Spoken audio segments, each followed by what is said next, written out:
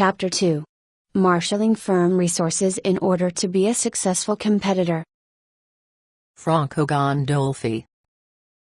Introduction to Strategic Management.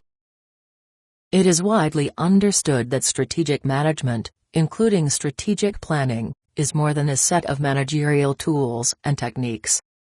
In fact, strategic management is a way of thinking, a mental framework or approach, which continuously monitors, analyzes, and evaluates changes in the firm's internal and external environments. In order for strategic management to be used effectively, organizational leaders must develop a strategic mentality and outlook. 1. At its very core, strategic management represents the organization's efforts to create and sustain competitive advantages. Essentially, this characterization of strategic management captures two fundamental elements. First, the strategic management aspects of any firm entail three ongoing processes: analyses, decision-making aspects, and organizational actions. Strategic management is concerned with the analysis of the firm's strategic intent, including its vision, mission, and strategic objectives, as well as with the ongoing monitoring and analysis of the internal and external environments of the firm. Second, executives must constantly engage in strategic decision-making activities. Broadly speaking, these decision-driven processes address two foundational questions: what industries and markets should we compete in, and how should we compete in those designated industries and markets? Evidently, these questions often involve a firm's domestic and global operations. Third, a firm's organizational actions need to be reviewed and evaluated constantly, as decisions alone are of no or little use unless they are acted upon. Thus, firms must take the necessary actions in order to implement and evaluate their strategies. Leaders need to allocate the necessary resources and design the organization to bring the intended strategies into reality. It is clear that this has to be an ongoing, evolving process requiring a great deal of interaction among those three defined processes. Part of the DNA of strategic management is the inherent study of why some firms outperform others.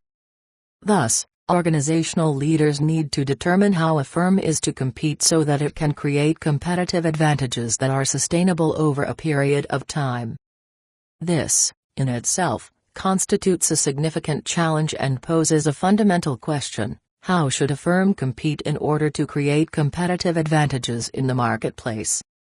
For example, a manager may find herself in a position where she needs to determine if the firm should position itself as a low-cost producer, or instead develop unique products and services that enable the firm to command premium prices. Managers may then ask themselves how such temporary advantages can be made sustainable in the marketplace. In other words, how can a firm create competitive advantages in the marketplace that are not only valuable and unique but also difficult for competitors to emulate or substitute? Anecdotal evidence suggests that successful, workable business ideas are almost always imitable and emulated by competitive forces. Back in the 1980s, U.S. carrier American Airlines tried to establish a competitive advantage by introducing a frequent flyer program. Within weeks of its launch, all the major U.S.-based airlines had developed and launched their own programs. Literally, in a matter of weeks, instead of creating and boasting a competitive advantage, frequent flyer programs became an invaluable tool for competitive parity as opposed to creating a legitimate competitive advantage. Therefore, the key challenge for organizational leaders is to create a competitive advantage that is sustainable.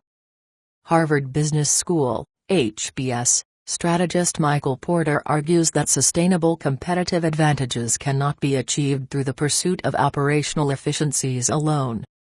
Interestingly, most of the popular management innovations of the last 3 decades, including total quality management, TQM, just-in-time, benchmarking, business process reengineering, BPR, outsourcing, delivering, and employee downsizing, are concerned primarily with operational efficiencies.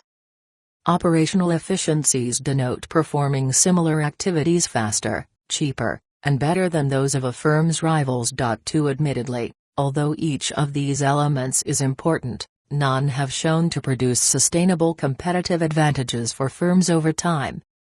This is primarily because everybody is embracing similar management practices. The nature of strategy forces firms to articulate strategies that are distinct from those of competitors. Therefore, sustainable competitive advantage is possible only through performing activities that are different from those of rivals or performing similar activities in distinctly different ways.